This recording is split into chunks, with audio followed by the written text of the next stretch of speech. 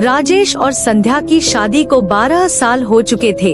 शहर की भागती जिंदगी से दूर उन्होंने एक पुराना लेकिन सुंदर सा घर गांव में खरीदा था, जहां वो अपनी 10 साल की बेटी अवनी के साथ नई जिंदगी शुरू करना चाहते थे। लेकिन जैसे ही उन्होंने उस पुराने हवेली जैसे घर में कदम रखा, वहां की हवा में कुछ तो ऐसा था जो सीधे सांसों के भीतर उतरकर शरीर में ठंडक फैला देता था।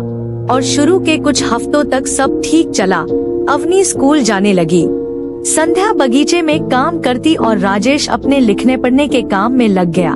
लेकिन फिर धीरे धीरे कुछ अजीब चीजें शुरू हुईं, जैसे रात के तीसरे पहर घर की सीढ़ियां चरमराने लगती, रसोई में बर्तन अपने आप खिसकते, और सबसे डरावनी बात ये कि अवनी अब रात को सोते वक्त मुस्कुराते हुए कुछ बुदबुदाती थी, मानो कोई उसके कान में कुछ कह रहा हो। एक रात संध्या की नींद तब टूटी जब उसने देखा कि अवनी बिस्तर पर नहीं थी। खिड़की खुली थी और तेज हवाओं से पर्दे उड़ रहे थे। बाहर उसने देखा कि अवनी लॉन के बीच में खड़ी थी, सिर झुकाए, बिल्कुल शांत, और उसके चारों तरफ मिट्टी पर कोई गोल आकृति बनी थी जिसमें काली राख से कुछ लिखा गया था। लेकिन जब संध्या भागकर वहां पहुंची तो अवनी ने एकदम धीरे से सिर उठाया और उसकी आंखें बिल्कुल सफेद थी। कोई पुतली नहीं, कोई भाव नहीं, बस एक ठंडी मुस्कान।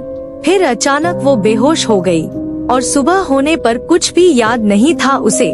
राजेश को यकीन नहीं हुआ जब उसने सीसीटीवी कैमरा लगाया और देखा कि हर रात 3:11 पर अवनी उठती है, पहले दीवार के पास खड़ी होती है, फिर अंधेरे को घूरती है और कहती है, मुझे वापस मत भेजना, मुझे यहाँ रहना है, और फिर उल्टे पैर चलती हुई किसी कमरे में गायब हो जाती है।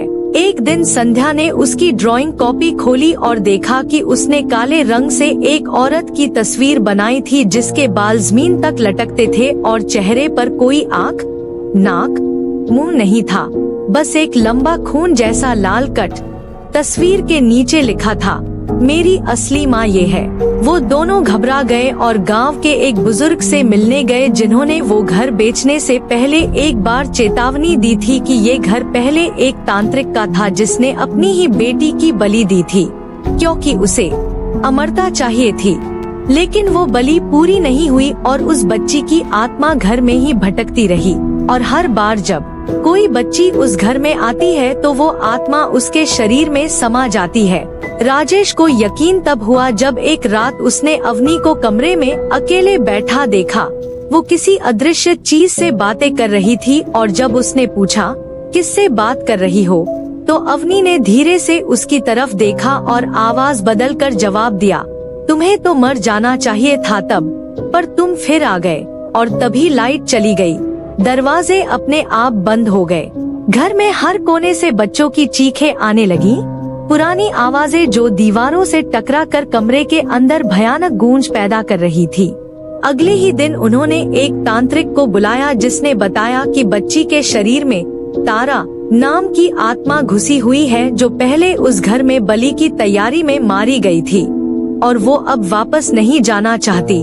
पूजा शुरू हुई, हवाएं जोर से चलने लगी, दरवाजे हिलने लगे, दीवारों पर खून के धब्बे दिखने लगे, और अवनी जमीन पर बैठकर धीरे धीरे सिर घुमा रही थी जैसे कोई फिल्म का सीन हो। फिर उसने अपनी गर्दन मोड़कर सीधा पीछे देखा।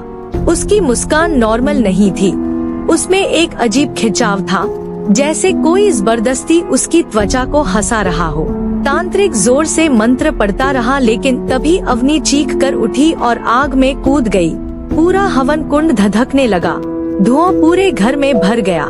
राजेश और संध्या बेहोश हो गए।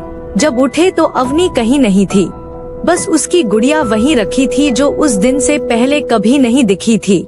गुड़िया की आंखें सफेद और होंठ सिल दिए गए थे। उन्होंने गांव छोड़ दिया, सब कुछ भूलना चाहा, लेकिन एक दिन टीवी पर खबर आई, पास के ही शहर में एक स्कूल में एक लड़की को अजीब व्यवहार करते पकड़ा गया, जो रात को बच्चों के कान में कुछ बड़बड़ाती थी, और एक बच्चा बिना वजह गायब हो गया। राजेश ने तस्वीर देखी, वो अवनी थी, वही मुस्कान, वही सफेद आँखें और वही खामोशी जो उस घर से शुरू हुई थी। और अब हर उस जगह जा रही थी जहाँ कोई मासूम आत्मा उसके लिए नया शरीर बन सके। हर रात एक नई कहानी, हर कहानी एक नई सच्चाई। अगर हिम्मत है तो सब्सक्राइब करो।